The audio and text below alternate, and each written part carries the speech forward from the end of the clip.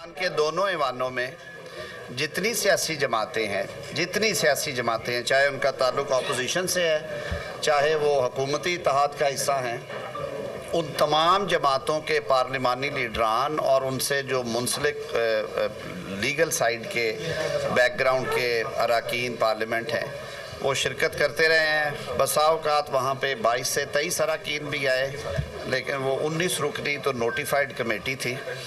हमने उसमें काफ़ी थ्रेडबेयर बातें की, कुछ शुरू में डिस्कशंस थी, फिर एक खाका जो था ड्राफ्ट का वो आया। उसके बाद फिर हमने मुशावरत की जब आपस में, तो एक ड्राफ्ट को बाकायदा शक्ल दी गई। Chairman Pakistan Peoples Party Bilawal Bhutto Zardari साहब ने मौलाना फजलुर रहमान से और उनकी लीगल टीम से कराची में एक मुलाकात की, जिसके फिर सेकंड मुलाकात जो थी वो लाहौर में जाती उम्रा में हुई। तो जो कुछ तजावीज़ इस हवाले से मौलाना फजलुर रहमान साहब की थी, उनको भी उस ड्राफ्ट का हिस्सा बनाया गया। आज जो हमारा काबीना का इजलास है वो भी इसी हवाले से था।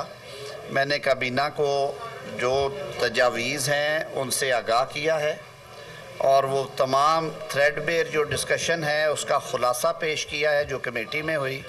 और कमेटी ने जो एक ड्राफ्ट मंजूर किया था उसके सारे खद्दो खाल के, इसकी बैकग्राउंड क्या है और किस तरह से है, वो उनके सामने रखे। कुछ हमारी इत्तेहादी जमातें जो दीगर हैं उनके कुछ पॉइंट ऑफ व्यूज़ थे कि उन पे भी गौर किया जाए कि आपने बिल्कुल ही एक तरफ़ा जो है वो ड्राफ्ट तैयार कर दिया है, बाकी शिकें जो हैं वो इसमें से क्यों ड्रॉप की गई, उनके सवालों के जवाब दिए। तो काबीना को पूरी तरह जब ये ब्रीफ़ कर दिया गया है, तो अब वो कल 2:30 बजे टाइम लिया है अरकान काबीना ने कि वो अपनी ओपिनियंस जो हैं वो फॉर्म करते हैं इस पर।